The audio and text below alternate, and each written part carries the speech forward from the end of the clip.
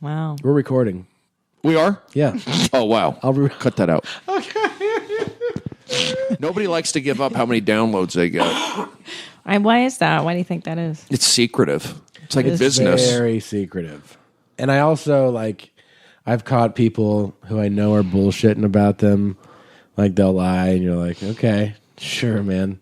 The people, it's a control power thing, and it's also, I think for some people when they go like, oh, I get this amount, they're sort of giving in that like what they're doing doesn't work as well or isn't, what I mean? Like they're sort of saying like, oh, well, what you're doing is working better than what I'm doing.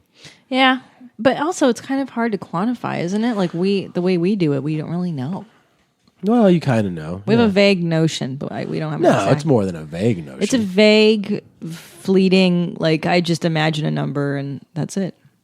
That's the number. There you go. But I think a lot of podcasting is about how long you've been doing it. That's true. You build up your audience by true. doing it long. That's Two, true. check, two. It's true. Are we on? We're on. This is on. This is on. Yes, positive push. You got it. I will wait for the intro. All right. It's so good to be back. It is. Let's see. Do some dates. Where are you going to be? So, guys, hi, mommies. I will be at the San Jose Improv first thing in 2013. Come see me, San Jose Improv, January 3rd through 6th. Go to improv.com for tickets. And also the following week, January 10th through 13th, in Kansas City at the Kansas City Improv. So come see me and we'll get barbecue. Or tell me where to get barbecue. Yeah, man. What about you, Buns? All right. Well, this week, this is the last date of the year for me. Cobb's Comedy Club in San Francisco. I'm going to be there 21st through 23rd, San Francisco. Come see me. Push is going to be with me. And you're going to do some guest spots. You call me Push like Bert Kreischer. And also, Chris Porter is going to be on the show. Oh. So it should be a fun show. And then right after the new year, January 3rd through 6th, the Chicago Improv, which is not in Chicago. It's in Schaumburg. And January 24th through 27th, I will be at the Cleveland Improv. So make sure you come and see your boy. Now, you guys know that we joined the All Things Comedy Network. It's a fun, collective place where we get to hang out with our friends, other comedians, like-minded people. And also people we think are funny and we think are part of the gang, if They're you will. all there. Go check them out. Allthingscomedy.com has direct links to a lot of podcasts, a lot of good folks doing interesting and fun and funny things. This week, we'd like to check out the Spanglers and Friends in Gosh. This is Festive show at the Haywood Theater, Wednesday, December 19th at 8 p.m. And the Dark Forest with Jackie Cation. Oh, love Jackie Cation. Yes. She's great. At Nerd Melt at Meltdown Comics, Thursday, December 20th, 7:30 p.m. So make sure you check those shows out. Those are live shows. And, of course, there's many podcasts at allthingscomedy.com. Check them out. Yes, and we had to cancel. Oh, no, sorry. I'm on the wrong thing. Stamps.com. There you go. Sorry, I'm back on track. It was a long week, Buns. It was a tragic week. My head's not in the game yet. Stamps.com. You guys, with the holidays almost here, you don't have time to go to the post office. Trust me, Tom and I made the fatal mistake of dropping off the packages that we had done. We did it with Stamps.com, and we went there just to mail them. Bad mistake when you can have Stamps.com come to your house and pick it up for you. We stood in line for at least 15 to 20 minutes. Like a couple of jerks. Like a couple of dickheads. You don't need to do that, guys. The post office is a goddamn nightmare. It's going to be packed with people mailing their holiday gifts and packages. So do what we do. Use Stamps.com instead. With Stamps.com, you can avoid all the hassles of going to the post office. Everything you would do at the post office, you can do right from your desk. You can print postage for any letter or package the instant you need it. And there you go. You can print it from your own printer, and the mailman comes and he picks it up. It's so convenient. So we use Stamps.com, and you should do it too. And right now, get this special offer when you use our promo code MOM. That's MON. It's a MOM. MOM. I said that. I didn't say MON. Shut your mouth. MOM for a no-risk trial plus $110 bonus offer. It includes a digital scale and up to $55 of free postage. Don't wait. Go to Stamps.com before you do anything else. Click on the microphone at the top of the homepage and type in what? MOM, mom. That's Stamps.com. Enter mom. There you go. There you go. And of course, you can always go to yourmomshousepodcast.com. There are direct links to all these offers, and you can shop, Amazon. Right, you can shop through Amazon. Amazon Mom. You can go to the store, which has the new Real Mommies Only t-shirt. It has the Wipe Down collection, all kinds of fun stuff. So check that out. As you can tell by my voice, I'm not fully recovered yet. No. We recorded last week's show before it aired, or before I got sick, and anyways, I had to cancel. It's the first time I've canceled a gig in I think ever. I've gone to perform feeling worse. Yeah. But I think with age I learned it's not worth it anymore to do that to yourself. It isn't so because I actually said no. It isn't because if you don't heal now, then you're going to take this shit with you to Cobb's, and you're going to stay sick through the holiday. Yeah. And you're going to stay sick through 2013, and it snowballs. So I'm proud of you that you stayed home. It was hard, and I apologize to I had people that were emailing me and tweeting from Vegas that were going to come to the shows, and I'm I feel badly that not able to do it, but I could not do it. Well, you're better now, though. You seem to be on the mend. I'm getting better. Yeah, I think I'm through the worst part of it. But I am surprised at how strong it has kicked my ass. Yeah, I hear the flu is like really bad this Jesus. season. Yeah, my friend really Jenny said she was down for like 3 weeks. So 3 weeks? 3 weeks, I swear. I'm at a week right now. Yeah, it sucks. So you're going to hear me still sniffling and blowing my nose barking. and everything. And of course, we would be so annoying. It would be silly and really unconscionable of us to not even address. Far worse than my sickness was the worst news ever. Yeah. This past week. Well, no, and the thing is, I know that we're a comedy podcast, and we spend our time discussing farts and bowel movements, but I think for us not to discuss this would be so weird, because it was one of those things, like, Friday morning, I woke up, and I just checked my phone, like I normally do for the news, and you're like, what?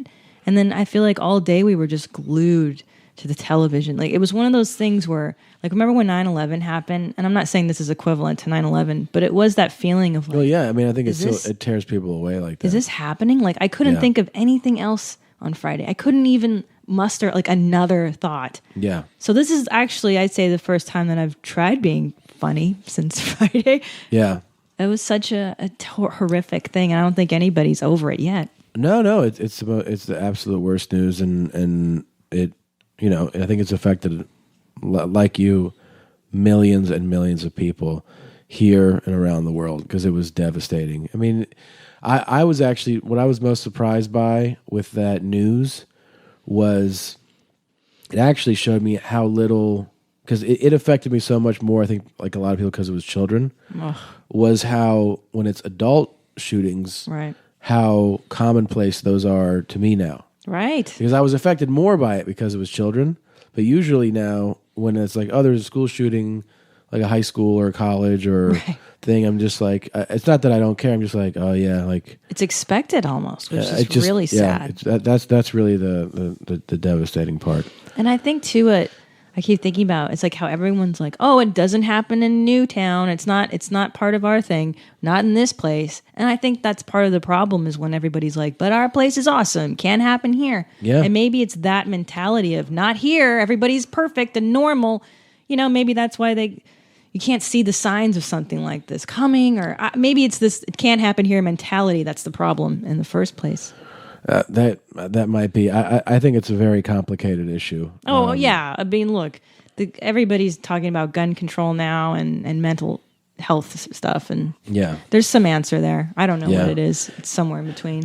Well, just know that, of course, your mommy's thoughts and prayers are with the people of Newtown. Yeah. And we decided that, we wanted to say that and talk briefly about it.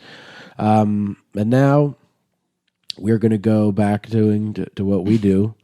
And bringing joy. We're going to do our show. We're going to try to do. We're going to try to have fun. Yeah. And we thought, who better to bring joy, uplift people, get the holiday spirit really kicking than the one and only Steven Brody Stevens. All right. Yes, positive push. You got it. Glad to be here in the home, the house. You heard me speaking earlier, but I sat back and let you guys do your business, get emotional. This is what you're feeling is normal. And, you know, I was booked before all this stuff happened. So it's an omen that I am here for the first show after what happened back in Connecticut, which, of course, is a terrible bummer of a thing. And it's hard. You know, I tweet a lot. Yeah. And the day of that happened, I only tweeted maybe 3 tweets. Wow. Very indicative. Wow. Yeah. I still had to get my tweets out. It affected everybody. But it was a bummer. Very much so. Look, Steven's here. Brody's here. You Stevens got it. Here. Steven, Brody, and Stevens. They're all here. We're going to start the show. Are you ready to start the show? I thought the show started, but let's kick it into high gear. You got it, Tommy, Christina. Would you do us the honors of spitting Rudolph the Red-Nosed Reindeer?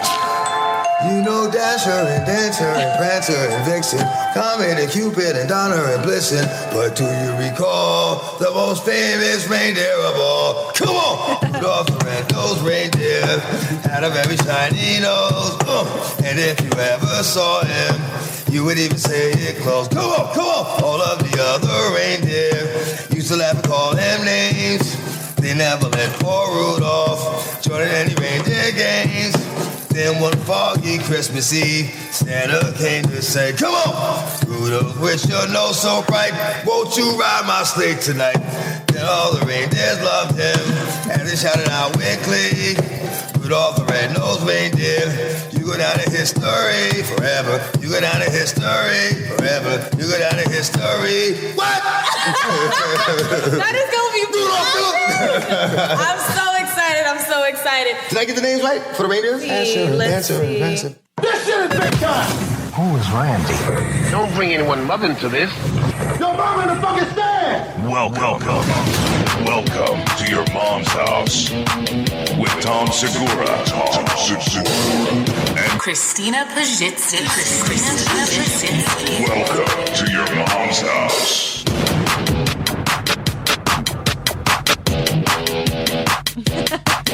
Yeah, I feel like dancing. All right. That's what we're talking Push, about. believe, push and believe. Hashtag yes, you got it. Happy Christmas to you. Hanukkah, I am a Jew. Positive Redondo, that's where I hide out. You right. got it. Shit, man. Who was that scene? Was that Buster Poindexter That was of DMX. the New York Dolls? Oh, it was DMX of the New York Dolls? That was DMX of the New York Dolls in a radio station singing Rudolph. Oh, wow. He sounded actually with it. He was totally with it. I mean, he's had his struggles, but he was. That was a nice rendition of that. What's he known for? That DM. What y'all niggas want? That's him. That's definitely one of the things he's known for. He barks. Is that his hit? Where my dog's at? Oh, that's right, the dog guy. Yep, the he's dog got to let guy. dogs in the videos too, right? Yeah. He loves dogs. Well, I don't know if he loves dogs because he's been in trouble for not caring for his dogs properly out in Arizona. So I don't know if he loves where my dog's at. They're not being taken care of. That's where they're at. I could be wrong, but I could be right. You guys, we have in the studio. If you're not familiar with Steven Brody Stevens, I would say Brody is one of the most innovative, interesting. Yes. Put it this way: other comedians will stop what they're doing and watch Brody when he's on stage, and that is saying a lot because we're all selfish, self-interested turds that don't care about other comics. But everyone else will stop just to see what you're going to do, and I think that's a credit to your creativity and your positivity. Well, thank you very much. I would say at the Comedy Store, yeah, there's comedians who watch what I do, but I will peek out on the patio. If you're in the original room, you could see what's out on the patio. Yes. And I'll peek out on the patio and I'll see several comedians having a conversation and not watching me. Oh, And you're what darn right, it bothers it. It bothers it. It bothers me. But no, I know comedians tend to like me for whatever reason. And Not whatever reason. It's your talent and your originality. Okay. And let me put it this way. I know you're going to give your credits probably in a moment, but no, I only do that. I like that. I can. Well, let me just say one credit. This is how I came to really fall in love with your work and you. I was a writer on Chelsea lately for a minute and a half. And every day at taping, you do warm up. And I would make it a point to get out of my fat ass, get out of my fat ass downstairs to taping and watch you do crowd warm up. Because I swear to God, it was the funniest part of the entire fucking. And this is a show I was writing on. Right. I couldn't watch the show, but I would watch you because you were so funny and you had a tambourine and you were getting them interested and getting them involved, and it was so fucking good. And she would actually come home every day. Yeah. And talk about audience warm up, or would text me. She would text me videos, like she would take a video of. Oh, like, really? Secret yeah. videos? Yeah, Secret videos like of a you. 10-second So video. Be like, you got to see. She was absolutely obsessed. Smitten. Yeah. With the talent. And by the way, he's going to be on Chelsea lately, January 8th. Yeah, we didn't mention that. January 8th. Yes. I'll be back on Roundtable. Chelsea has been putting me on Roundtable about once a month this past great. year. So I'm happy about that. But can you believe how much she admired your work? I mean, she really was like comedically intrigued by you. Are you talking about Christina or Chelsea? No, Christina. Oh, yeah. I mean, I knew Christina was, she's always been super supportive of me. Love Yeah. him. And, I do appreciate that. She's a good energy, a good spirit. And I enjoyed my time doing warm up at Chelsea. I still don't, I like doing warm up. I don't seek it out like I once did, but I will pick up warm up gigs. I like to define myself more as a stand up comedian, a personality, or what have you. But warm up, I did it for like 9 straight years at Chelsea and Fox Sports, and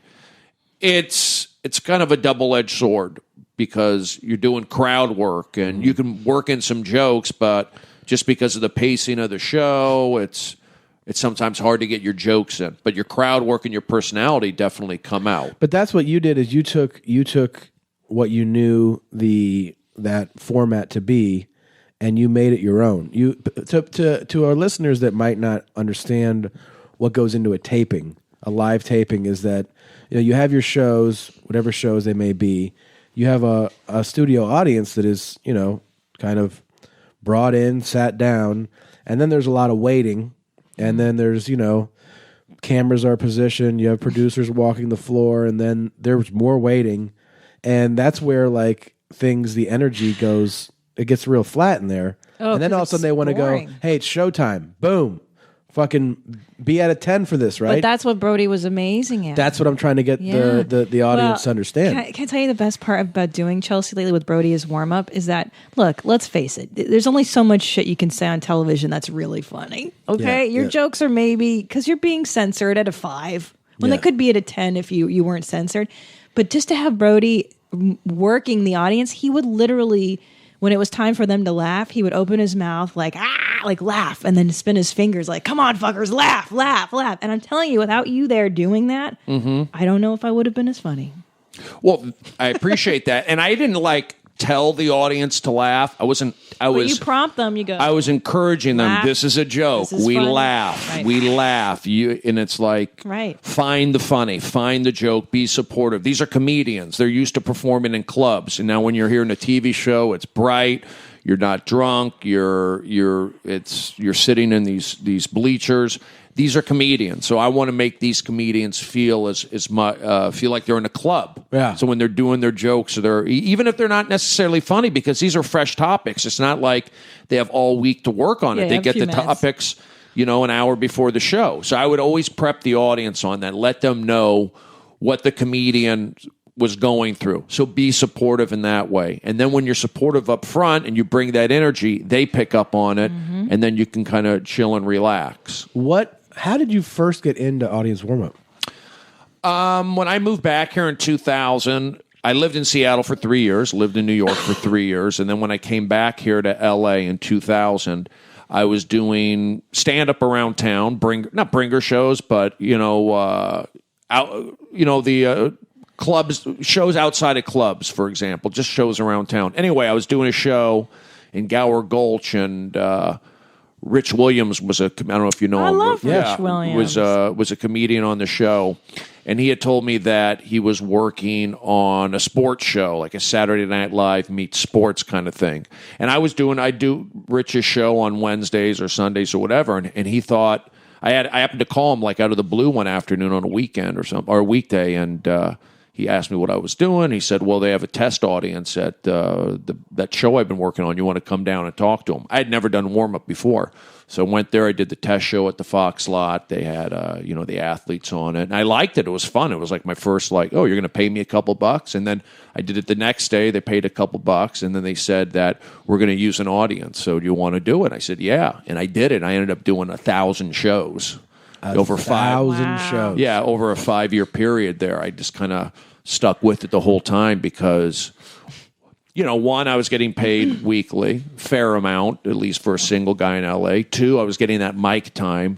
3, I got to meet all these different athletes and personalities. You're a big sports guy. You like sports? Yeah, I like sports. I was able definitely to connect in that angle. And then just as a performer, getting that mic time anywhere from an hour to 3 hours a day with all these different high schools, junior colleges, regular people, corporate, military, it really helped with my crowd work confidence. And I would have a few jokes too, of course, but that's how I got into it. Rich Williams kind of said, you want to try this test show? And then I did that. And then from doing that, I just picked up other gigs, other warm-up gigs, but nothing like a sitcom warm-up gig. That's a whole nother level. That's a whole nother, you're there 5 to 7 hours. The audiences are really right down the middle. You can't do anything Would you want that gig? I mean, if somebody, a friend of mine, or I had that kind of protection, give me let me figure it out a little bit, I might be up for it because I know they make good money, but here's my thing. Do I want to be known as a warm-up guy, or do I want to be known as a comedian or personality or an actor? Of course, yeah. And for years, my friends, some of my successful friends are saying, you got to get out of warm-up. You need to go out on the road. You need to kind of blossom on your own. This is holding you back. And I like doing it. Just like when I moved over to Chelsea when Best Damn Sports Show ended, I went to Chelsea. It was like, this is a fun gig. I'm getting paid. I'm getting mic time. And Chelsea show was a little bit different than the sports show. And she would put me on the show as well. But again, my friends were saying, more so before the Chelsea at Best Damn, they're saying, you got to get out and do it. And once I stopped working at Chelsea, I've been out of warm-up consistently for about 2.5 years now. And that's about how long it's taken for me to wipe the warm-up off because I would be doing stand-up, and I feel like that warm-up energy would kind of I see what you're saying. Trickle into my act. But can I tell you that might be to your benefit because I've seen you do the Comedy Store at midnight on a Wednesday, which is probably it's at the hardest dead hour spot. Yeah. And people have just gotten up and walked out. Maybe you've got 6 drunks, a couple of stragglers in the back. I've seen Brody go up there with a deficit, you're at a real fucking deficit. And he goes with his tambourine and the music and positive energy. And you've turned it around to where people, once they start to get what you're doing, because a lot of times they don't get it quickly. When they get it and you can turn it around, it's the most fucking coolest thing to watch. And I don't know, I think it doesn't come off as crowdy to me. It comes off as that is you. That is your essence. That's your joy and your positive energy. And you've got great jokes. My favorite joke is when you talk about going to the batting cages. Oh, you get lonely? Tell a joke, please. You want me to tell that joke? This is a faux pas. But just because I don't want to fuck up your wording, that's all. Oh, I say I get lonely. Sometimes I go down to the batting cage just to play catch. Like it's talking about my father and I'm playing catch with this machine. Kind of replaces it. I like that you honor your father too. You honor him on Twitter sometimes. You'll put I think I've seen you quote specific days, like this is his birthday or something like I've done that. I know I've mentioned like military. My dad was in the Navy, not Yeah. like, I mean, but everybody was in the Navy back then. So, I'll say stuff like that. Yeah, I you like know. that, man. I like But that a lot. And Daisy, we know about Daisy. Daisy, it's my mom's dog. A lot of people think it's my dog, but Palm it's actually Springs? Palm Desert, Palm Desert. Springs, Palm Desert, same kind of area. My mom lives down there, and she's been with Daisy for almost 4 years now. And we've been always trying to get my mom a dog, just a companionship, and give her something to do. And Does she love Daisy? oh yeah, she wishes Daisy was more affectionate. Daisy's kind of Why? her.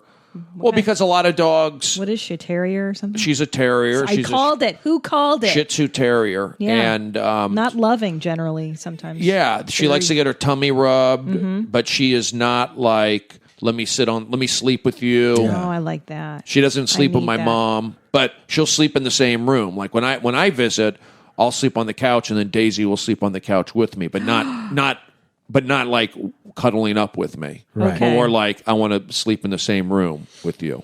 Do you like that level of intimacy, or would you prefer Daisy to be? Because I like the dog to be on me like a pug. I want them on me all the time. That kind of aloofness would anger me in a dog. I don't like that. I Yeah, like complete well, dependency. I don't think my mom gets angry with Daisy, but it No, is. you when you sleep with that dog, I'm saying. Well, I don't get angry. I'm happy that she wants to be out in the living room with me. And I know Daisy loves me because when my mom mentions my name, she gets all excited. Or if I go in and out of the door, she's looking for me. So it's kind of like she wants me around, but in terms of like, she'll like jump up on the couch and want to sit with me for a few minutes, and then she goes off and does her own thing. She's very like independent, but her face is so cute, and she does love my mom, but and me, but she doesn't show the affection like, Right. Jumping up and licking and all that stuff. Once in a while. So, but you know what?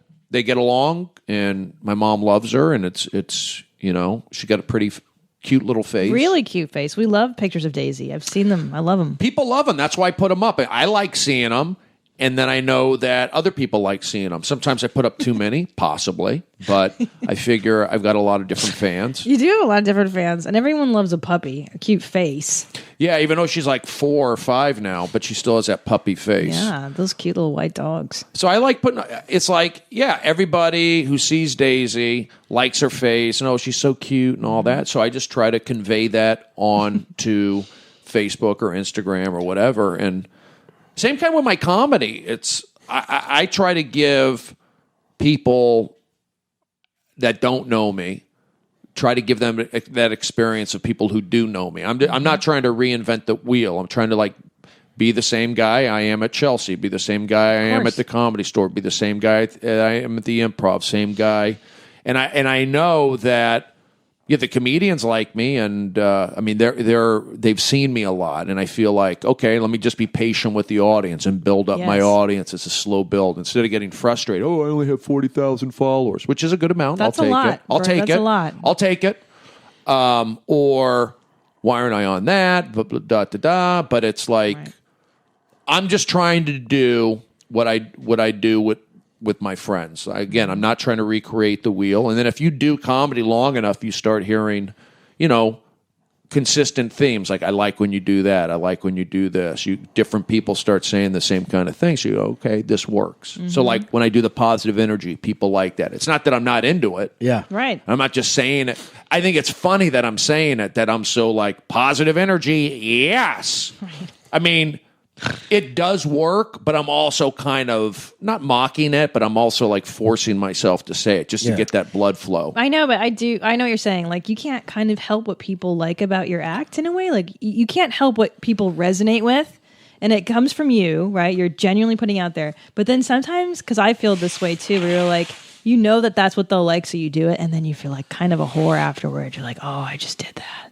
You mean a certain joke or a certain... Yeah, like you know how to milk them, and then you do it, and then I feel a little bit of shame afterwards. I mean, I've probably have done that. I mean, you go on the road more than I do. Like, if I had to do consistent hours all the time, right. I'm sure I would be doing some things that, I'm doing that again, Yeah. Whereas when I'm here in L.A., I'll do 15, 25-minute, 30-minute Right, spots. right. Oh, right, but I'm yeah. just kind of like, just going through it.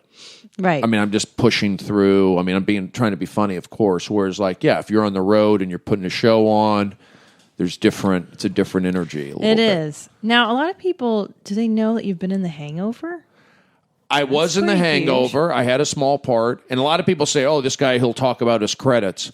The only reason why I do is because I love it. People make such a big deal about credits. Oh, you got to have credits. You got to have credits. They know you from this. And a credit, oh, you can go on the road. And Right.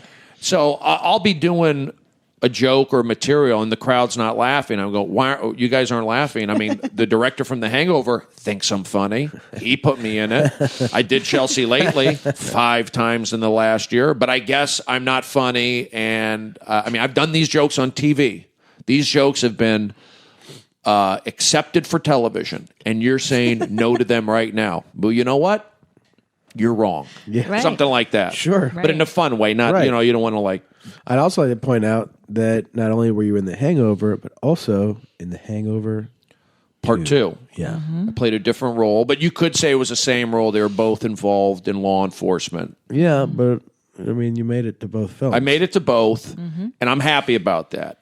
Am I in Part 3? I'm not. It's not happening. There was a chance, but there really isn't a role for me in Hangover 3. And does it bother me? A little bit.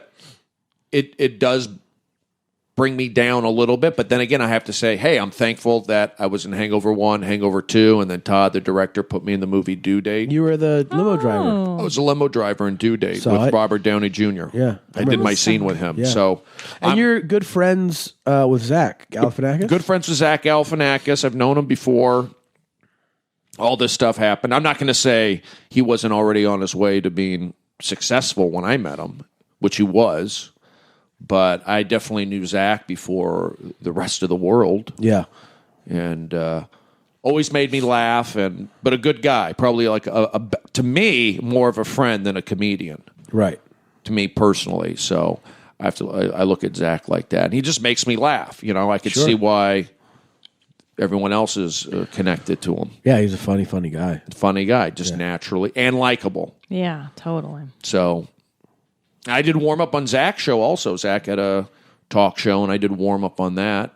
I got fired, actually. Oh, okay. Yeah, Zach fired me. No, the producer, one of the producers who didn't know me, Brody scares the audience, and they fired me. Instead of like giving me, a note, like, Brody, can you tone it down a little Yeah. bit, maybe? They just fired me, and that bothered me a lot. And Zach did everything he could to get me back, and I got back. I worked a few jobs, a few more days there, but that bothered me when the guy said I scared the audience. And the audience is basically the same audience from Best Damn Sports Show. I knew them. It wasn't like I didn't know these guys. I knew them. So, again, there's an example of somebody walking in who doesn't get it, who's happened to be an executive producer. Yep, doesn't get it. There's a lot of that. There's a lot of not getting it there. Did I ever tell you I haven't told you my warm-up experience. Did I tell you Oh that? my god. No. I did audience warm-up for a couple episodes of Last Comic Standing during season 2. Okay. What happened was Rich Williams was the audience warm-up guy. I think I remember that. One of my friends, Chuck, was working on the show. Uh-huh. And he said, we've had him there a lot. I just want to mix it up. Like, it wasn't like you're going to take over. It's just I got you in to do warm up. So just go there and, whatever. On Tuesday for the taping. I said, all right. So I show up Tuesday. At this point, I'm only about 2 years into stand-up, and I've never done audience warm-up. Okay? Gosh. So I'm like, all right. So I'm like, what do I do? They're like, well, just you've seen them, how people do it. Just like do your stand-up. So I go, okay. Right. So I have basically 15 minutes that's like passable, clean, funny. Like I feel comfortable like about stand-up. So welcome everybody in. They're like, yeah, go. I do my 15 minutes of stand-up. It goes well, well enough. People are laughing. And I'm doing a little bit of crowd work, a little everybody, all right, everything good. We start shooting, shooting, and I'm like, great. And they're like, yeah, you're all set. We shoot for like Wait, hold on. I'm sorry. I'm still stuck on that. You had 15 passable minutes at 2 years in. That's way better than I did. Really? I think it took me about 7 to 8 years to get 15 minutes of passable clean material. Now, passable was TV clean. Yeah. Also, that we're talking about my opinion of myself at the time. Okay, So all right, sorry. I'm sure if I look back, That's you know. really good. 15. So, anyways, we're taping, and then about 30 minutes into the taping, the stage manager comes to me and he goes, the cameras were fucked up, so we're gonna have to go back, reset everything, and shoot everything that we just shot over again. I go, okay. So he goes, so why don't you just go out there while we reset everything?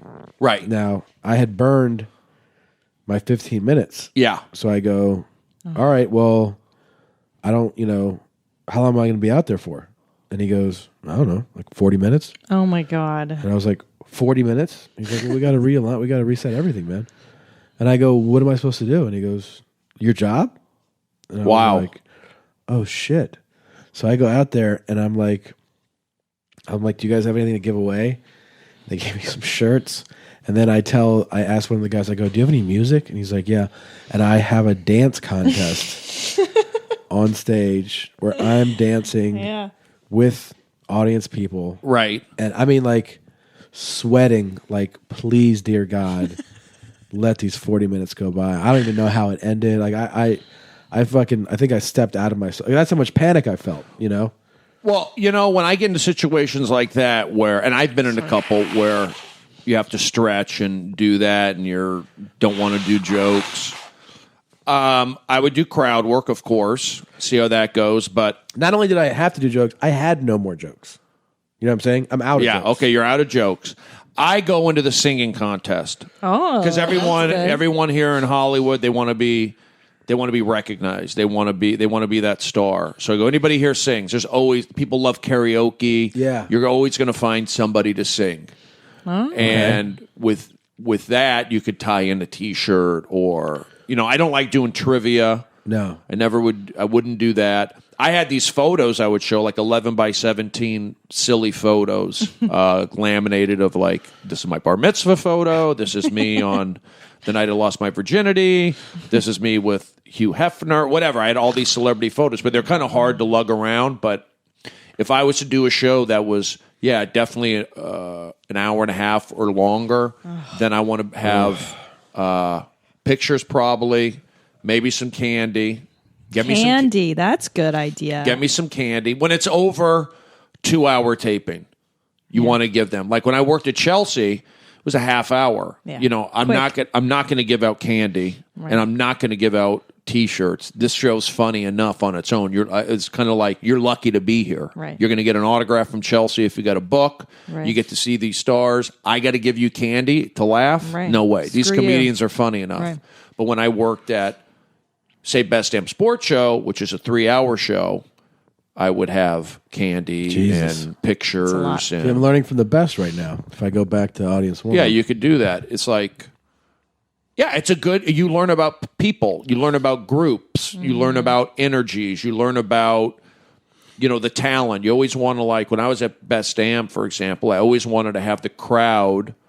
A lot of times they're high school kids, but I wanted to have the crowd connect with the talent and the talent to connect with the crowd and so let the cameras let pick them up know? on that. You'd be like, hey, would you give them like a bio kind of on who's on the show? I would sometimes give them a bio, like we're going to have this guest on, we're going to have this guest, but positive energy. We sit up, we push through. If you hear a laugh, you join in. These are real guys up there. Oh, that was my favorite. When he for Chelsea, he'd go, come on, guys, Chelsea is real. I want you to be real because Chelsea is real. Christina is real. You would say real that. people, yes.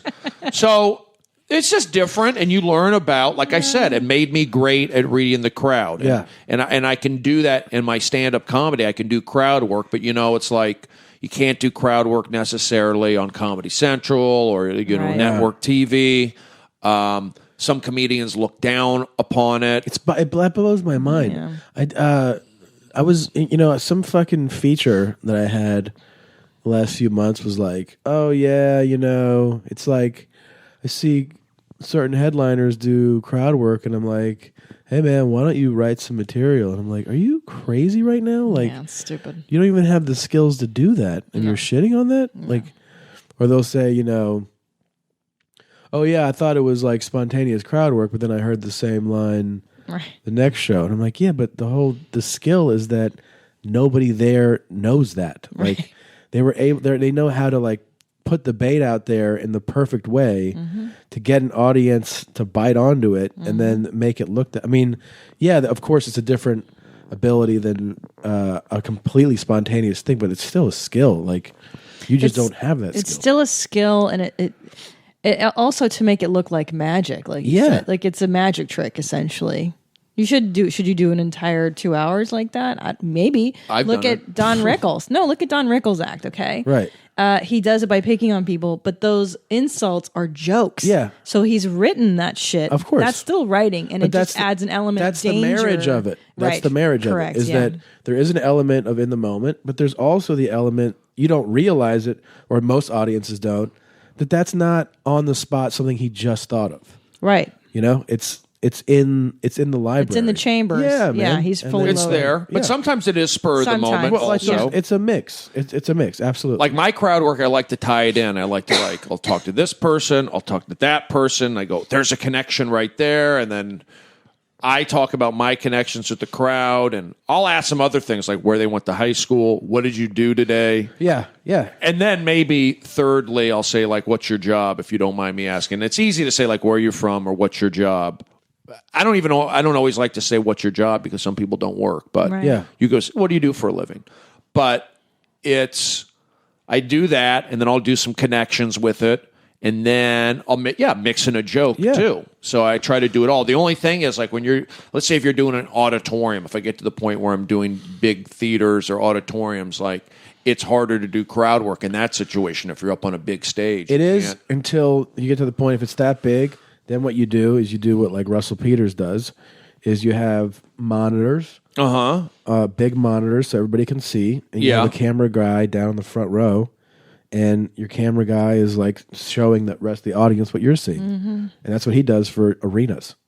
You know, but you can't hear what the audience is saying, can you? I think you kind of. I mean, he reiterates. I think that's which is what you would do in a nightclub. Is what do you do for a living? You're a mechanic. He'll tell me about that. So like he'll just reiterate what that person said. But how can he, from the stage and on these big monitors, how can he tell?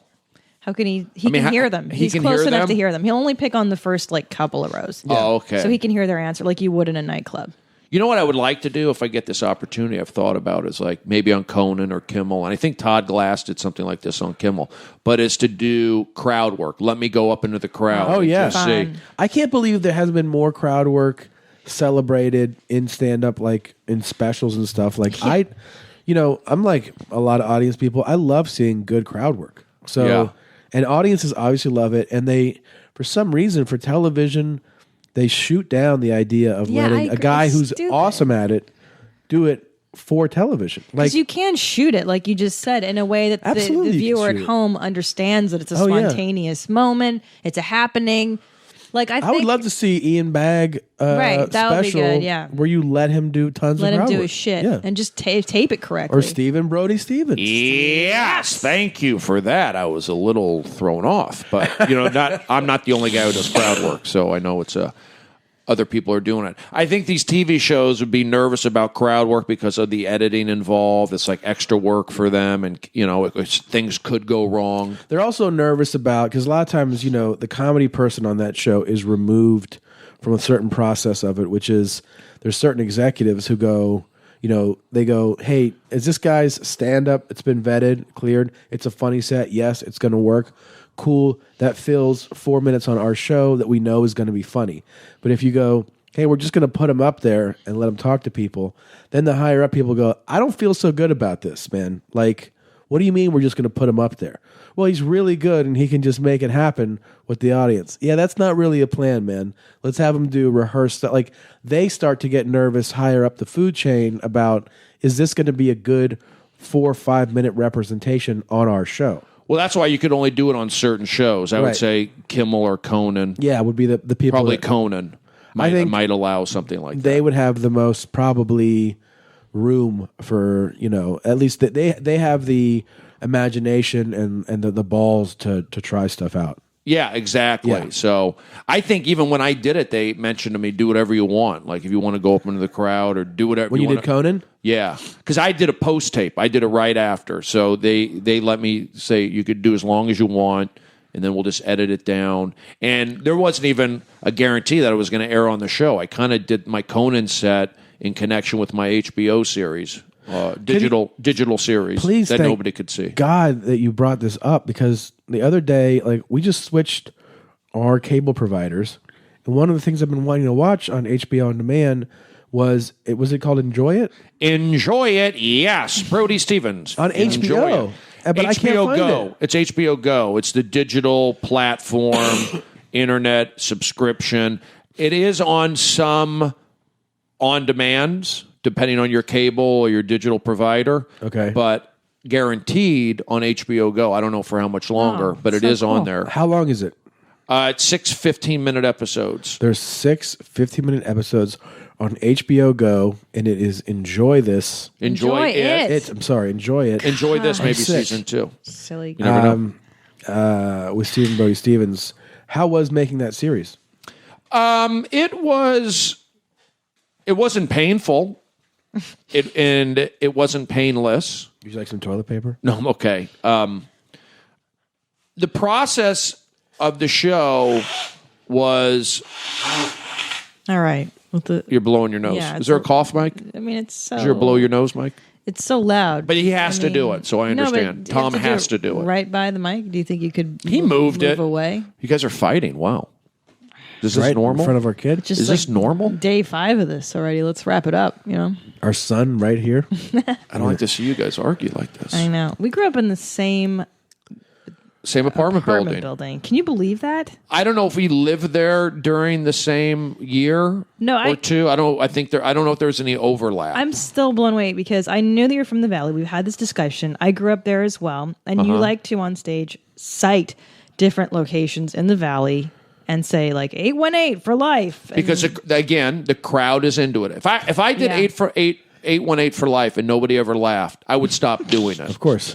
Just like a lot of my sayings. But yeah, people seem to like the 818, and we grew up in the same apartment building on the same that's street. That's crazy, and I didn't even realize that. Different times, but we were both there. And look, to grow up in a city as big as this and to find out that somebody that you've been friends with for years, a grew fellow up in the comedian, same place, Yeah. It's so improbable, and it's so fucking cool. Now, tell me, though, what was a young Brody Stevens like? What was the child Brody Stevens? A nice kid, smiled a lot, taken advantage of. I think younger people didn't necessarily get me, even like today so much. People don't always get me. And I think when I was younger, some of these older kids, they took me being a nice guy, me smiling. They took it for being a weakness almost. So I felt like I always maybe had to prove myself. But I grew up in that building, and a lot of my memories come from that apartment building. And I think there was a lot of divorced parents in there. My mom and I lived there. Yeah, I was living there with my mom. So there was a lot of divorced mothers with kids, single moms. It's depressing as shit, the building. And I think the other kids there, I'm not saying they were rough kids. They weren't rough. They liked sports. But it wasn't the most... I can see why people go to private school. I could see why if you're Jewish, you might go to a synagogue.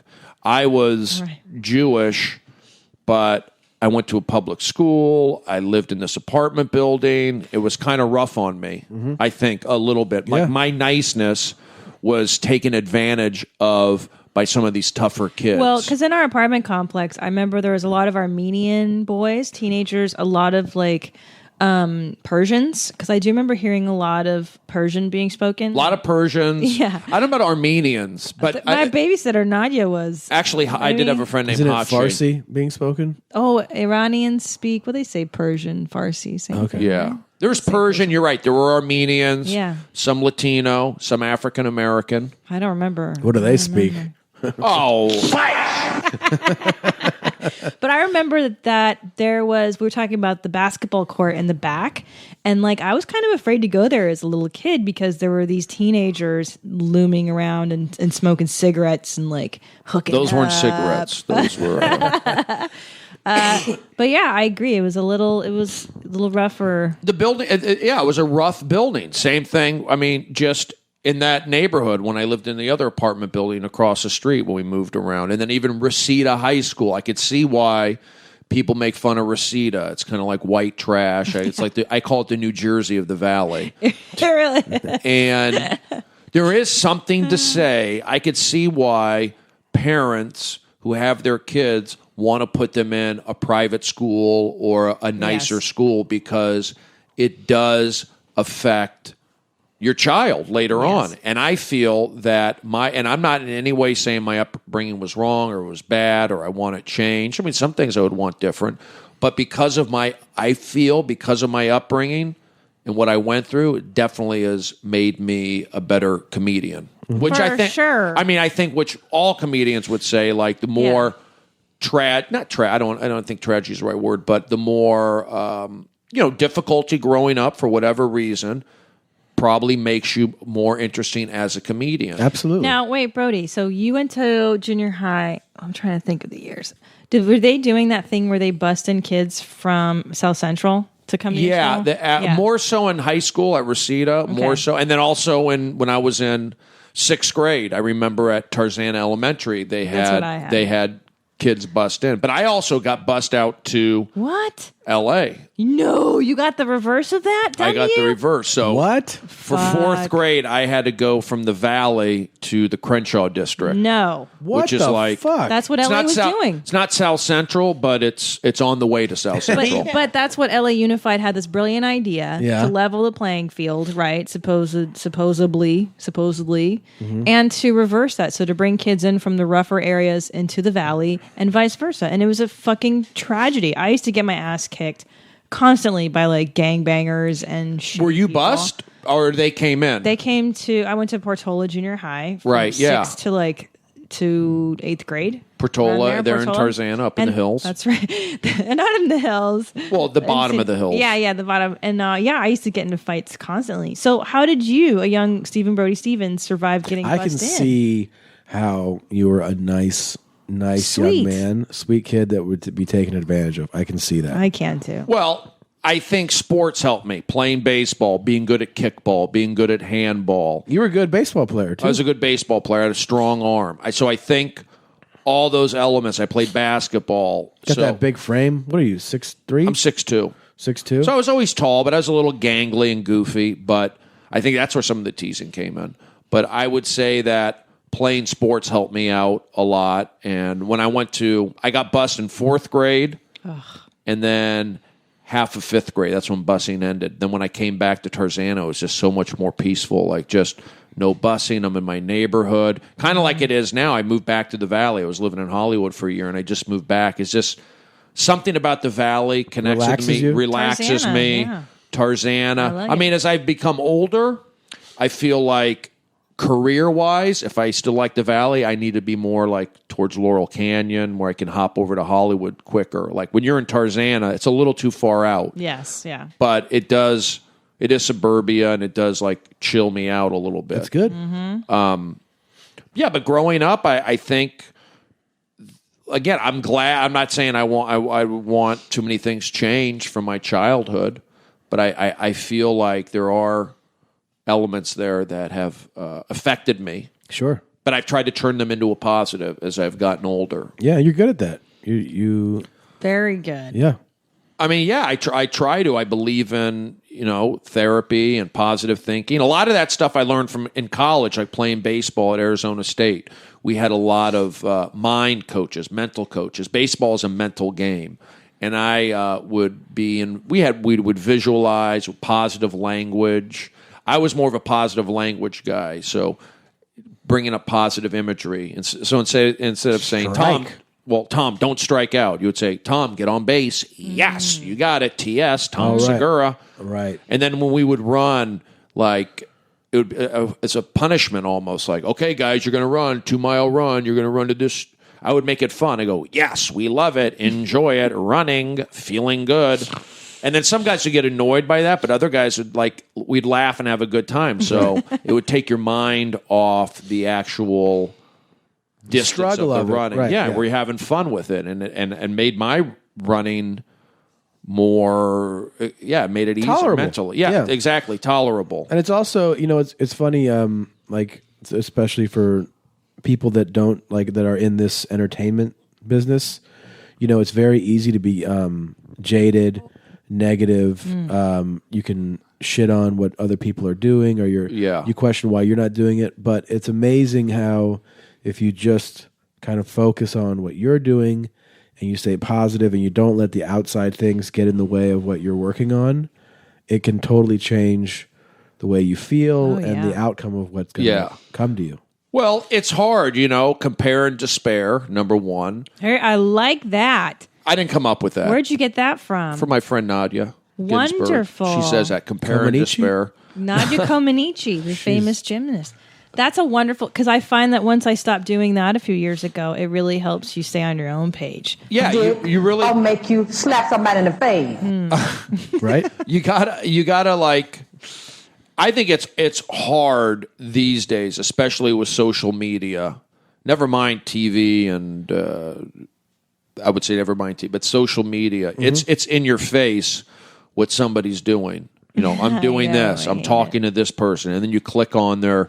Oh, let's see how many followers they have. Oh, they got a lot of followers. Why don't I have those followers? And then why am I not on that TV show? You're not putting that person down, but because of the social media, you're able to see highlights. I didn't do Conan tonight, but I did it 2 weeks ago. Check out this video where this guy's doing that. And you start comparing yourself a little bit. And that's a hard thing. You don't want to do that. You want to actually be happy for people. Sure. And I feel...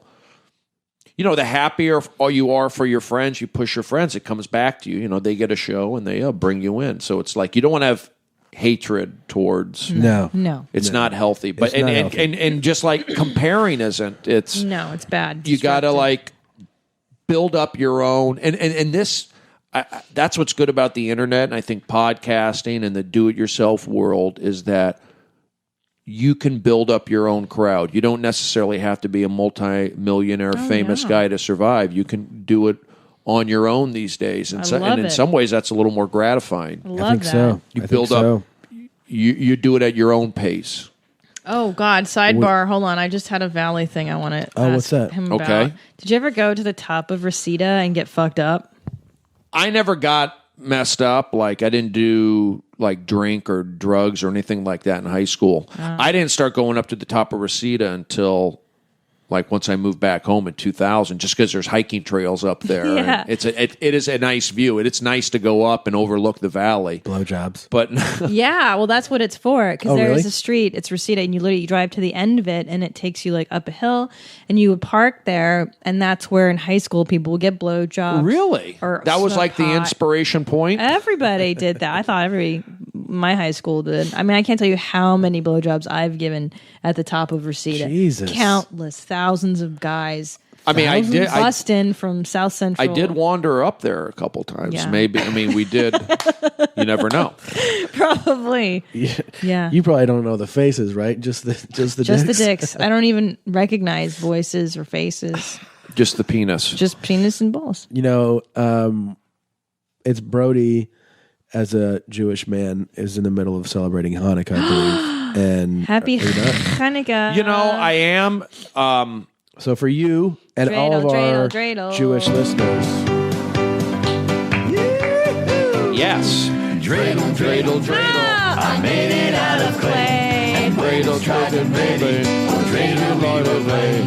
Dreidel, dreidel, dreidel. I made it out of clay. And waited, and ready. Oh, dreidel, dreidel, clay. do you have good Hanukkah memories? No, not really. For me, and my family, we were more Christmas. Oh, you were? I mean, we did Hanukkah. Don't get me wrong. We had Hanukkah nights and things of that nature. But I think for just the ease, the Christmas is just better. Like Christmas, it's one night, it's one day. It puts it all into perspective. So, do a lot of Jewish families do that? I don't know. I think American Jewish families, you know, just easier. Hey, yeah, Christmas. I mean, Christmas is like an American holiday. Right. You know, what do you do? Not celebrate Christmas? Yeah. I mean, there are families, Jewish families, who don't celebrate Christmas, but I celebrate Christmas more of an American holiday, a spiritual holiday, if you will. Hanukkah is just confusing. It's 8 nights. It's 9 nights. When does it start? Who do I spend it with? What do I do? I mean, I feel Jewish. If you were to say, Brody, do you feel Jewish? I would say, yeah, I feel it. But did I do all the Jewish traditional? Again. Oh, he did. He put the mute on. I muted my mic. He did. He did mute his mic. I'm sorry, Brody. I'm sorry. But it's at times I feel like, I wish I was more Jewish and I can connect with this stuff. But again, maybe that's what makes me what I am. Like the fact that I'm not full on bar mitzvahed Jewish. You know, I went to Israel. I speak Yiddish and all that. I'm not that guy. Right. I'm more of but you do look like Israeli special forces. I'll take that. I'll take that. I say I'm blue collar Jewish. Okay. Played a little sports, wasn't bar mitzvahed. You're not some push around Jew. That's for fucking. I'm not a push around Jew, but I'm not a confrontational guy at all. Right. Okay. Push around Jew. I mean, if my back was against the wall, I'd come out fighting. Oh, I can see that. Sure. But I'm definitely not that. I'm not looking for a fight. No, yeah. Especially now since I'm on mood stabilizers. I haven't been mad at anybody for over a year. Really? Wow. Oh, yeah. Mood stabilizers are good. It's good for me. I mean, in terms of not going into that red zone. I never had rage or anything like that, but there were times when I would do warm-up or I'll say comedy that I'd get upset with myself, hard on myself, and then also maybe hard on the audience to the point where they're saying, like, is this real? Is he mad? You know, why are you so angry? Type of thing, where I was doing shtick. Right. Whereas now, and then sometimes I would go into that red zone of anger. Whereas right now, the last year or so, if I do get angry or I don't go into that red zone, it's done with a wink. It's done with like not putting out that, I'm not scaring crowds. Yeah. And I think that has something to do with the medication that I'm on, this mood stabilizer, kind of like. What are you taking right now? Well, the mood stabilizer is Lamictal, and it's very popular for people with bipolar. I take Lexapro, which is an antidepressant, and I was on that prior to everything happening to me. I've been on that for like 5 or 6 years, and that's just to take the edge off. I started taking Lexapro and Celexa, which are similar meds, and that's all I was on was the Celexa. And then to be fair to listeners, when you say before everything happened, are you making reference to a couple of years ago when you had like a bit of an episode? I had a bit of an episode about a year and a half ago, and that was from, I feel, stopping my meds cold turkey. You're not supposed to do that. And I was not under doctor supervision. I didn't have a psychiatrist. I didn't have a psychologist. I had a general practitioner who basically said, I'm not blaming him in any way, but he said, take this. It works. A lot of people are on it. You'll feel better, kind of thing. And the reason why I got into taking an antidepressant in the first place was, one, coming back here to L.A., and then with the explosion of social media and emails and websites and blogging and then Twittering, and then just it was hard for me to keep up with that. And then you got to write jokes, and then you got to be a regular guy and pay your bills. And it was like just this, not saying a med changes everything, but this can take a little bit of the edge off, a little bit of the anxiety, a little bit of the. I wasn't depressed. I would get depressed maybe because I was too hard on myself, analyzing myself, and the fact that would drain me, and then I would be upset that I did that. So it was like I was depressed because I was hard on myself, and then just the fact that I was putting that energy into being hard on myself bummed me out. Then you flog yourself over being hard on yourself. Yeah, it's like it's just keeps going. I do that too. Yeah, where you have the bad feeling, and then you judge the bad feeling on top of it. Yeah, and you're mad at yourself. You're just mad at yourself for doing that. And so I felt like this Lexapro helped me out a little bit. It did, and I was on it, and I had no problems. And things are going good, and that's the problem. Like when you're on a med and you're doing well, things seem to be going well for you. It could be because the medication's working. You know, that's what I was dealing with the Lexapro. It was working, and things were actually going pretty good for me. I felt good, and I kind of like weaned off, but too quick on my own, and it kind of set me off into this episode that I had where I was kind of out of character, yelling at people. I was not delusional, but I was grandiose thoughts. Basically, I had every classical trademark of a bipolar episode, a manic episode. I had the criteria. I met it all. So is this the first time that anyone has thought of you as that? Like, had you been diagnosed with that prior? Never. I still fight that. You know, my doctor, my psychologist, and my psychiatrist too, I guess. I mean, for insurance purposes, they have to give you a label. Right. So they're saying I'm bipolar. I fight the bipolar label because I feel like maybe I was manic at times. I had mania once in a while, but I never had road rage. It wasn't like I got in arguments at the Improv. I wasn't late to things. I butted heads late night at the Comedy Store with Don Barris, you know, if people push my buttons kind of thing. And then at work occasionally, I'd get on the audience for like, I can't believe you're not clapping and you're not laughing. This is a good show. Instead of just like, oh, whatever. If you're not going to clap and laugh, don't. Yeah. Right. So I had those issues, like where I was like into my work, into my job. And if I never complained about like, I need more money or I need a parking spot or I need a desk. It was always show related stuff. I was, you know, like monochronic into it.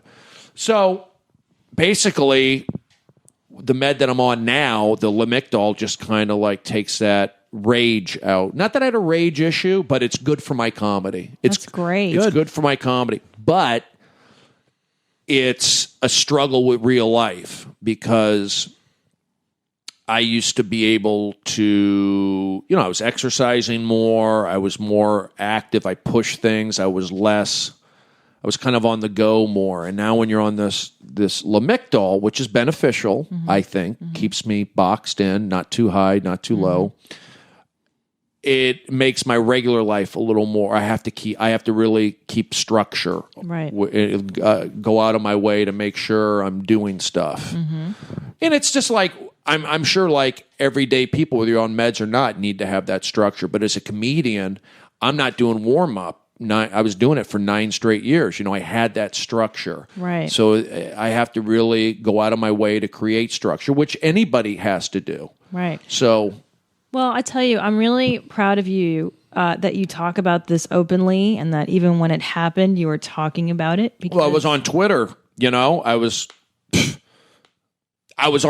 in another, you know, state of mind, and I was on Twitter. So I felt like a lot of people saw what was going on. Yes. So when I did go to the hospital. My friends set that up just to get me some care. That's when I kind of thought about the HBO show. Why don't we make this kind of like, you know, an inspirational story? I get out of the hospital and I get back onto TV and I reconcile with my family and my sister, things that I feel like may have been stressors in my life. And I wanted to kind of... There were things during that. I mean, I'm sure you heard this already from many people that people didn't know whether it was real or like shtick, fake, Andy Kaufman. Yeah. No, it was real. I was really in that frame of mind. Grandiose thoughts. This is my chance. I'm the big guy. I'm from the Valley. I hosted TMZ. Hangover this. Don't mess with me. It kind of... I took shots at people who were like jerks to me in the past. Was that some comics too, right? Some comics who were like dicks to me, and I felt like I had a window of my HBO opportunity, and I went to Ireland to perform, but I hadn't done that before, and I did well. I went to Montreal, and I did well, other than being sick. And then I hosted TMZ when I came back. So I had all these things going on that kind of like filled my head up on top of not taking my meds. Which I think is the key component here, is to not... Finding the right meds for you was crucial, because I've kind of watched you since then, and I know you seem way better and balanced, and I think it's a large part. Would you say due to the right meds? I mean, I think that the cocktail of meds that I'm on, I take 30 milligrams of Lexapro, I take 300 milligrams of Lamictal. I also take a little thing called Latuda, which is just a backup for the Lamictal. I only take a very small amount. It's like an antipsychotic, even though I'm not psychotic. And then I take Klonopin, which can be addictive, but that seems to be good for my anxiety. And I've developed some anxiety. And that's the thing. When you have a manic episode, and nobody told me this until after, when you go up, 100% of the time you go down. So it wasn't like when I had this manic episode, I felt like, okay, once I get stabilized, everything will be good. Well, it wasn't good. I went into a, kind of a depression, dark depression, not over like, oh, what did I do to myself? But just not feeling myself, getting adjusted to these meds, missing my old way of life, missing the old Brody. Yeah. In ways, this new Brody is a better Brody. I could talk more, I'm more, mellower. But I kind of miss that old Brody. So it's kind of like I got to rewire my brain, again, create structure, try to do as many podcasts as I can. And the next thing for me is to get back in the gym and start working out. But I just don't have that drive. I could hike. Like when I was living over in Hollywood, I can get out and hike and do that. But to go to the gym and do upper body workout, lift weights, push-ups, I really haven't had that desire. And I feel that some of that has to do with the meds. Sure. I need to keep in shape just for my health. So anyway, I'm adjusting going to the gym as opposed to doing the outdoor training. Because when I did Runyon Canyon, which is here in Hollywood, basically every day, it's like it was a great maintenance workout. I was able to hike, but I was missing the weights, missing pushing the iron, but I just didn't have that drive. Now that I'm back in the valley and I'm away from Runyon Canyon, I really got to push it and create that. And again, also, everyone goes through that. It's not a specific thing to me where, only I don't want to do the gym. Oh, a lot of people Nobody. don't want to do it. Yeah, No. I don't want. I'm glad you're in a much better frame of mind. It's positive, and you seem healthy and happy, and we're glad you came to visit us, man. Thank you for doing Brody, this. we love you. Is it over? No, I'm just saying that, Oh yeah, thanks. I mean, I love doing podcasts. It's therapeutic. I feel also, and I don't want to use it as therapy. I don't want to dump on, No. Can I just say though, my mom's she's got her own issues with mental illness, right? And the problem is that nobody talks about it. Nobody's really open. Especially in showbiz, a lot of people in show business have bipolar, like with Charlie Sheen when he had his meltdown. And, everyone just goes, oh, this guy's crazy. And they don't talk about, well, what's really happening here? Your chemicals and your brain is doing this and that. And I feel like more people like you come forward and tell your story and openly say, I have to take medicine to regulate the chemicals in my brain. Sure. Maybe somebody listening goes, you know what, I think I might have something. Maybe I should go see somebody. Because my mother won't take meds. My mother won't admit that something is wrong. And it's devastating for our family. It's devastating to me. I'm the one that ends up on the goddamn therapy couch every week because of something she won't deal with. Yeah. So it's wonderful that you are open about this. And I say thank you to that. And it's not something that, I mean, I guess I've always been honest. People have said, Brody, you're honest up there and you speak your mind. I don't go out of my way to be honest and speak my mind. It just kind of happens naturally. And then with this, I guess, quote unquote, mental illness, if you want to say that I fall under that umbrella. Yeah, I mean, I don't mind talking about it. Is that what we call this? I mean, are you? I mean, bipolar is a bipolar disorder. Disorder. Yeah. Okay. So what would that be? Yeah, it falls under the right. mental health banner. Sure. Yeah, it does. And I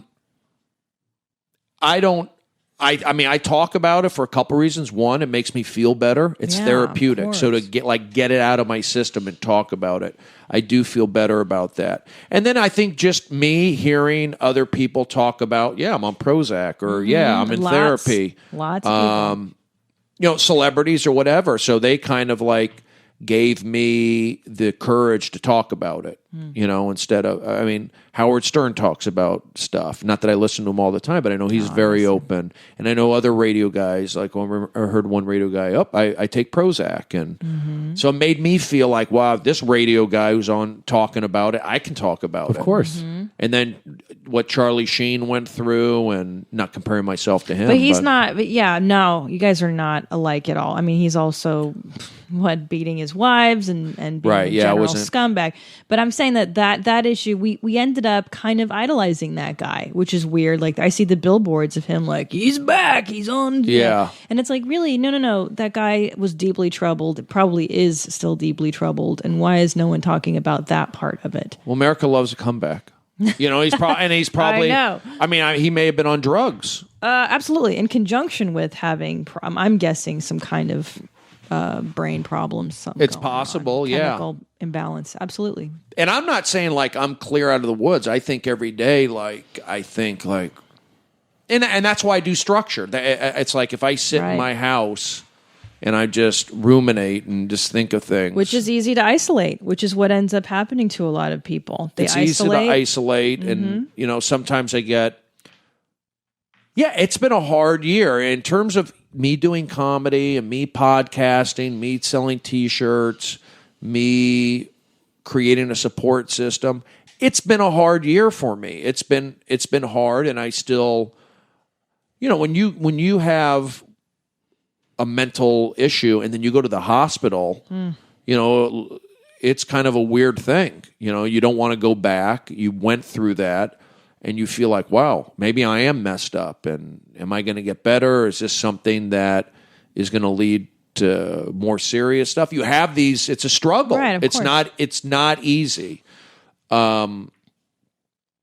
But I feel like it is getting easier in some ways. I feel like you are getting more balanced and you seem happier. Like I said, every time I see you, it's you're building back in better ways. I know that you said you want the old Brody, but I'm thinking that this new Brody's a lot better. It's a good Brody. That's what my mom it's a good says. Brody. Yeah. And I think you should be really proud of yourself.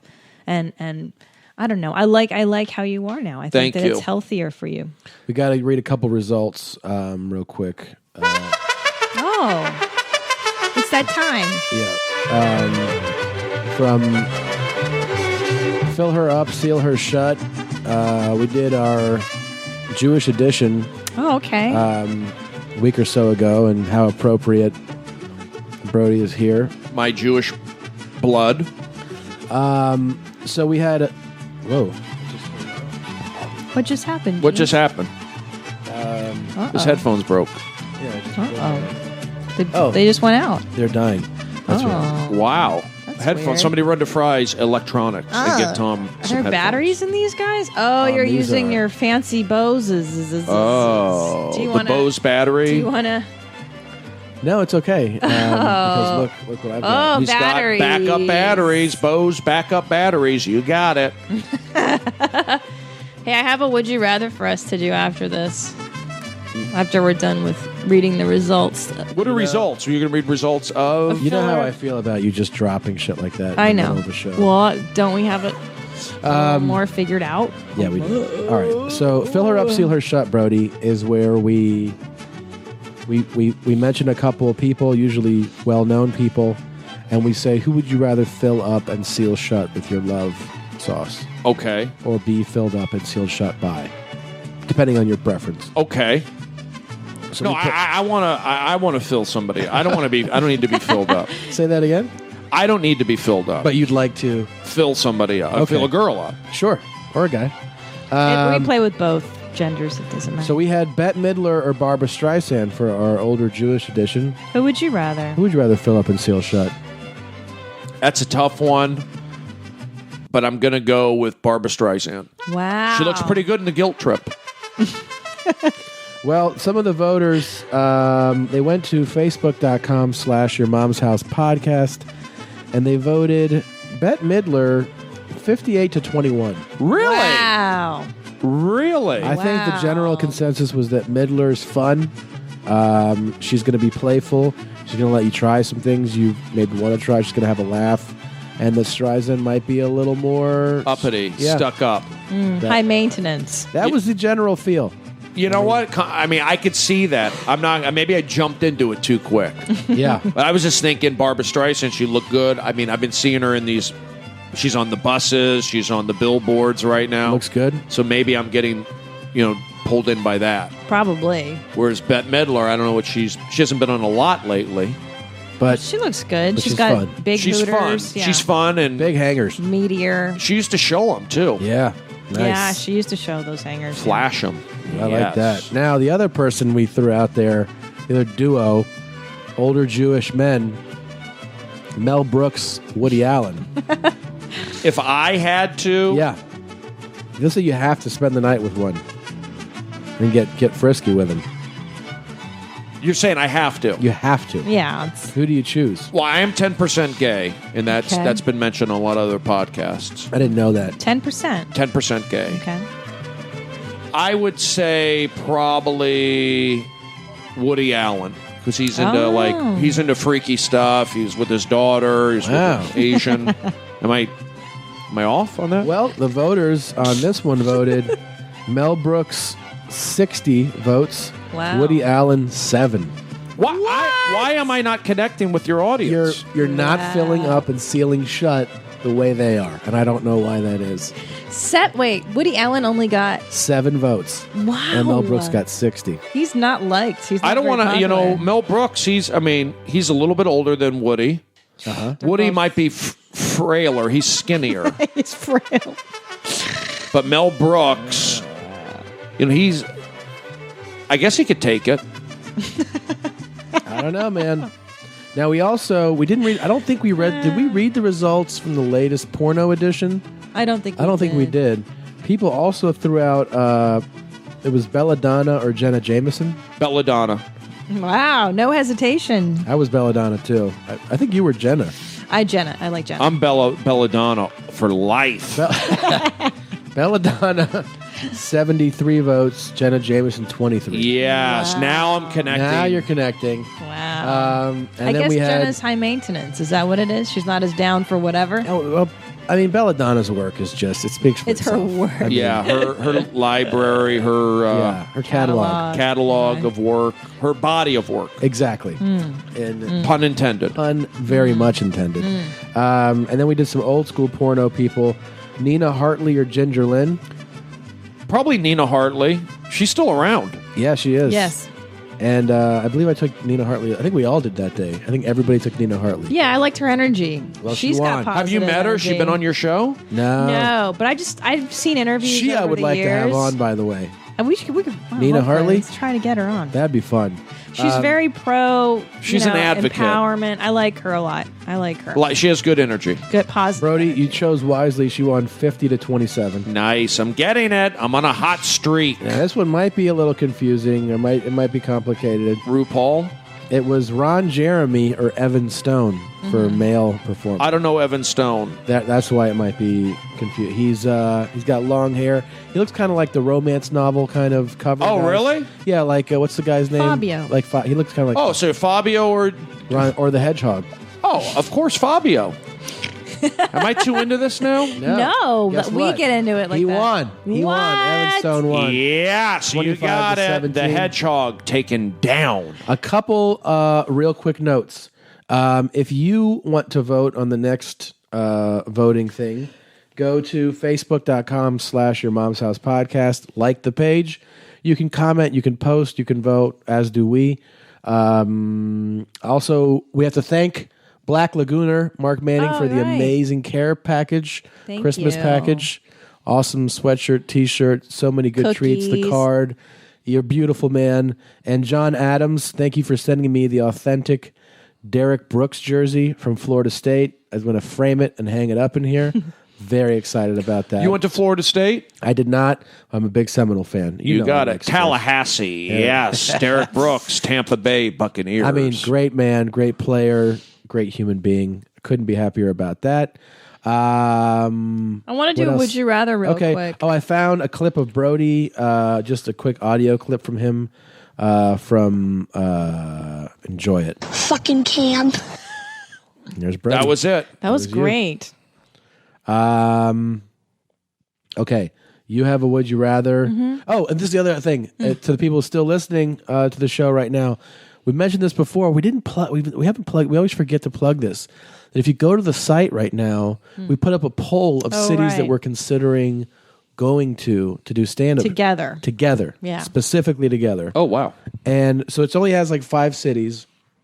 We ask that please only vote on those if you realistically live in that area, because it's just going to screw us up if you're like, yeah, I would love to see you in Austin, but I live in, Milwaukee. Like, please don't click that you see us in Austin. I live in Persia. I can't drive to Persia. Boston. Great example. Today. So, please, if you are in those areas and you would want to see us there, would you click on the appropriate city in that poll? Thank you. We would love you for that. Yes. You're welcome. Yes. Push. All right. What do you have for us? Brody. I'm right here. This song. I love this mix. Yes. Push. Believe. You got it. It's me, Stephen Brody Stevens. Hanging out with my friends, Tom and Christina. 818, you got it. Florida State, Tom's got that. I am Brody. I drove down here in my automobile, and I'm gonna go back on Only Feel. Not the Google map, not the Yahoo map. I follow the train to the station. I love it. That was amazing. Yes, I can rap. I can freestyle. When you hear Cosby theme music, it always means Would You Rather, Brody. Oh, it does? Okay. Yes. Yeah, it's a thing we do. Would you rather Claire Huxtable or cockroach? Cockroach. Claire. Okay, so here's what prompted this one, okay, Brody? So I went to the restroom yesterday. Okay. And I made a bowel movement. Oh, a BM, they like to call it in the business.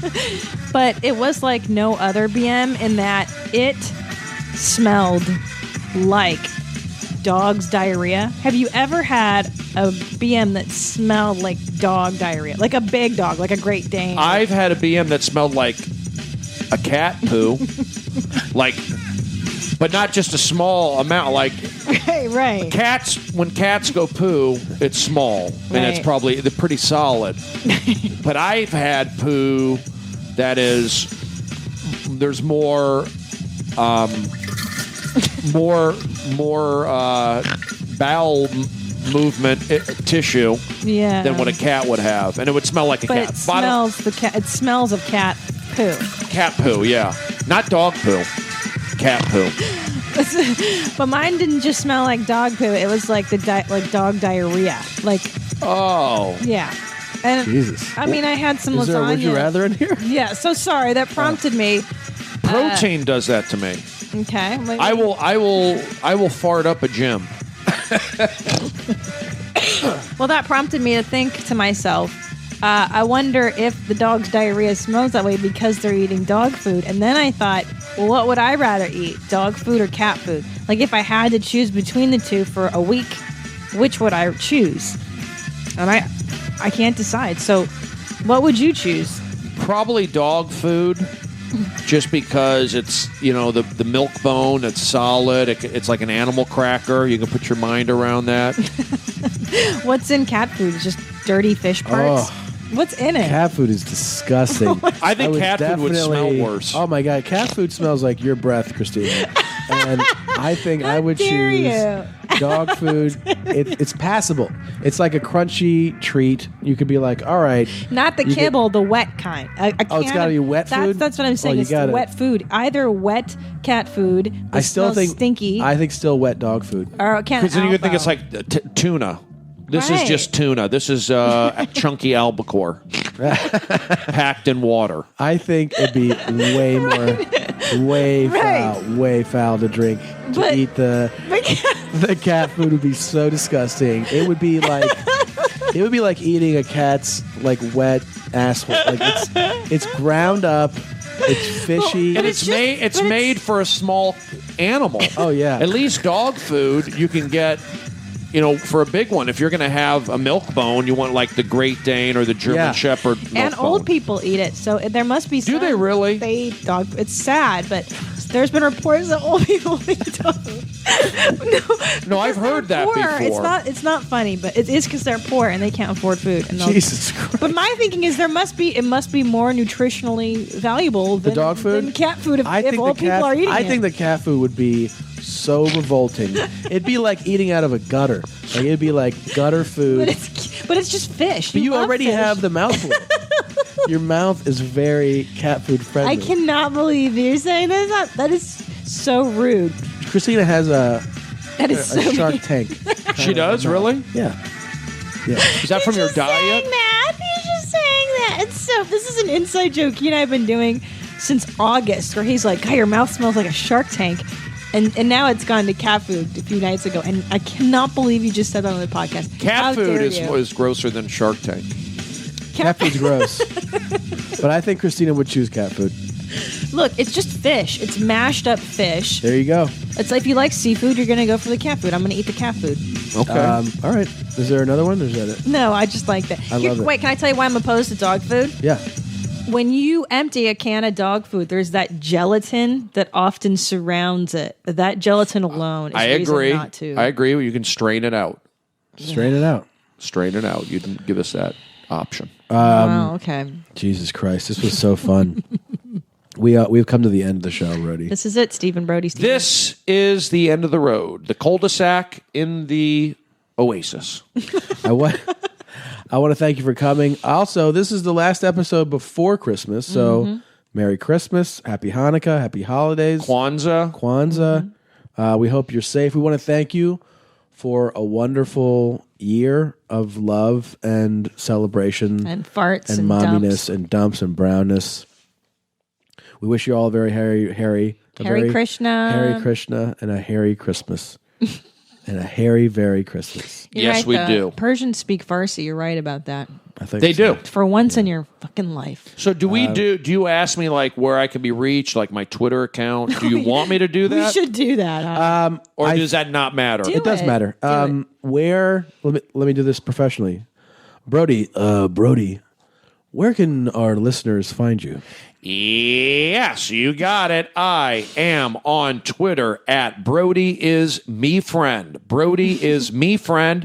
It's an homage to my busboys in New York, Tony and Mr. Lee, Albanian and Chinese. Brody, you good guy, you me friend. It's an homage to them. And you would say Brody Is me friend. Yeah. So it's an homage to them. So it's at Brody is me friend. Yes, correct. That's my Twitter handle. I'm also on Instagram if you care to check that out. That's at Brode36. I follow you. On I'm going Instagram. to follow you right now. Okay. Brode36. He does a lot of very Brode-centric Photoshop photos. I've been doing some Photoshops recently. You do it yourself? Yeah. It's great. It's fun. It's just one of those crazy little apps. Yeah. So I'm on that, you up right Brode36 at Instagram. You can also email me. If you want to do that, I try to answer as many emails as I can. It's Brody at BrodyStevens.com, BRODY at BrodyStevens.com. And I sell merchandise also, BrodyMerch.com. And I have a podcast, Festival of Friendship, on Feral Audio Network. Check that out. And I'd love to get Christina and Tom on that. Yes. Do some cross promotion. Yes. I We just would love to followed be on the you. show. I just followed you Anytime. on Instagram. Please let me know. Are you a package deal? No, we go separate. We go separate usually, but we Okay, separate cars. Yeah. We drive I'd love to do that. I'm always looking for guests Okay, I'd love to come do it. on the Festival of I'll Friendship. drive to you. Yes, you got it, Hollywood. Merry Christmas, guys. Merry Christmas.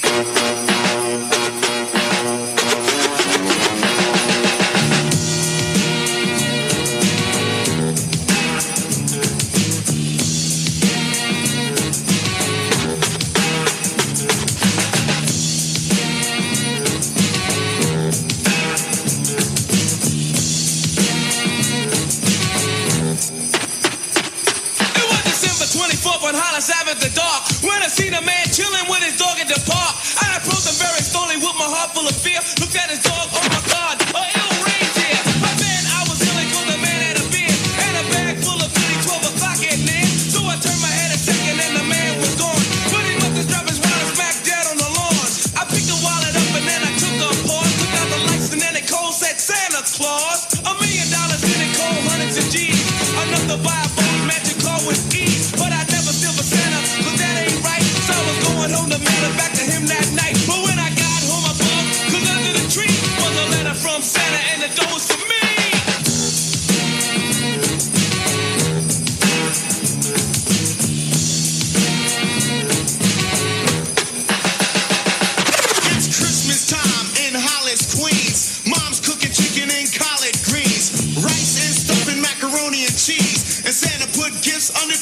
trees.